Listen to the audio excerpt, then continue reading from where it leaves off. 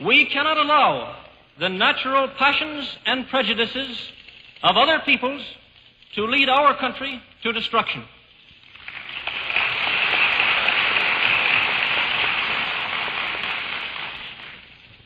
The Roosevelt administration is the third powerful group which has been carrying this country toward war.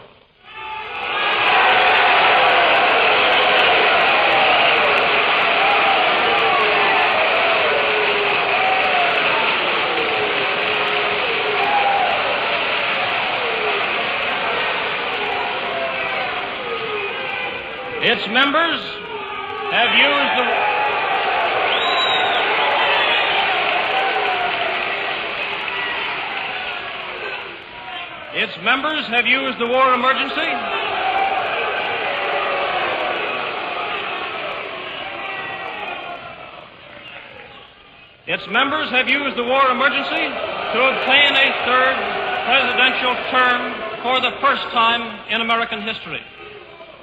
They have used the war to add unlimited billions to a debt which was already the highest we have ever known. And they have used the war to justify the restriction of congressional power and the assumption of dictatorial procedures on the part of the President and his appointees.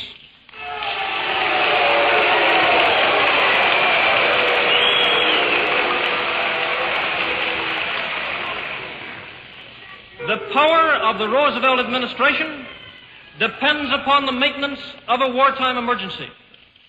The prestige of the Roosevelt administration depends upon the success of Great Britain, to whom the President attached his political future at a time when most people thought that England and France could easily win the war.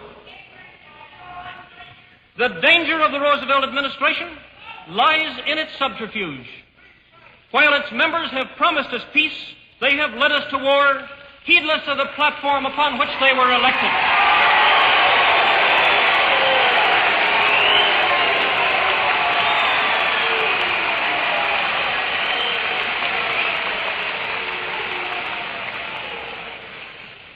In selecting these three groups as the major agitators for war, I have included only those whose support is essential to the war party.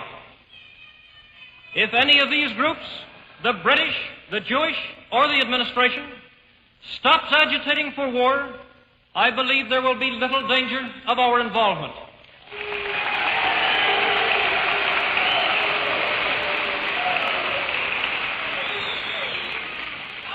I do not believe that any two of them are powerful enough to carry this country to war without the support of the third. And to these three, as I have said, all other groups are of secondary importance. When hostilities commenced in Europe in 1939, it was realized by these groups that the American people had no intention of entering the war. They knew it would be worse than useless to ask us for a declaration of war at that time. But they believed that this country could be enticed into the war in very much the same way that it was enticed into the last one.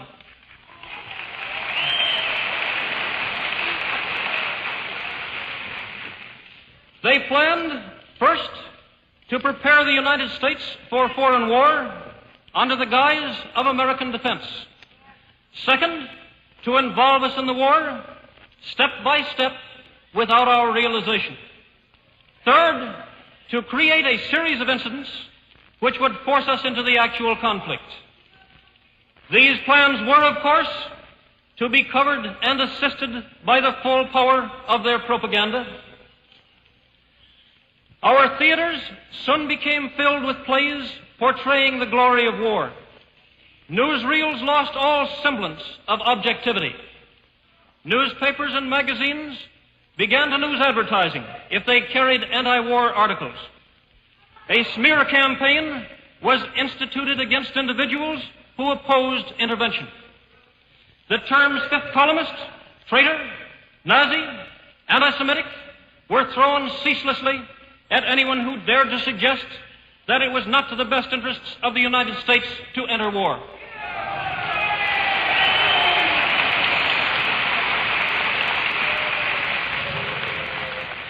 Men lost their jobs if they were frankly anti-war. Many others dared no longer speak.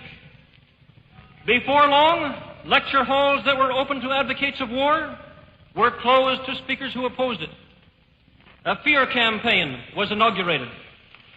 We were told that aviation, which has held the British fleet off the continent of Europe, made America more vulnerable than ever before to invasion. Propaganda was in full swing. There was no difficulty in obtaining billions of dollars for arms under the guise of defending America. Our people stood united on a program for defense. Congress passed appropriation after appropriation for guns and planes and battleships with the approval of the overwhelming majority of our citizens. That a large portion of these appropriations was to be used to build arms for Europe, we did not learn until later. That was another step. To use a specific example, in 1939, we were told that we should increase our Air Corps to a total of 5,000 planes. Congress passed the necessary legislation. A few months later, the administration told us that the United States should have at least 50,000 planes for our national safety.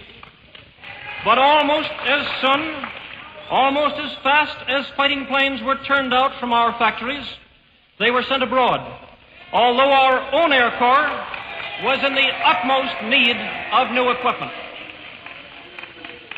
So that today, 2 years after the start of war, the American Army has only a few hundred thoroughly modern bombers and fighters.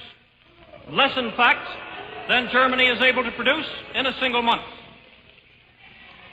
Ever since its inception, our arms program has been laid out for the purpose of carrying on the war in Europe, far more than for the purpose of building an adequate defense for America.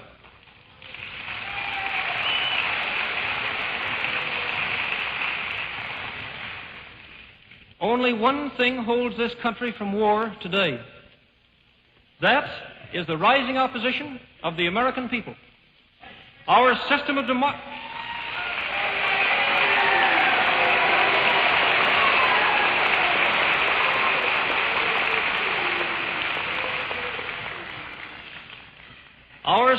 democracy and representative government is on test today as it has never been before. We are on the verge of a war in which the only victor would be chaos and prostration. We are on the verge of war for which we are still unprepared and for which no one has offered a feasible plan of victory. A war which cannot be won without sending our soldiers across an ocean to fight and to force a landing on a hostile coast against armies stronger than our own.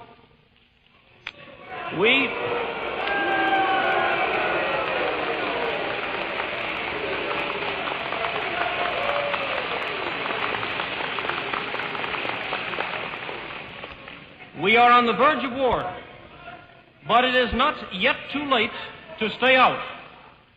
It is not yet too late to show that no amount of money or propaganda or patronage can force a free and independent people into war against its will.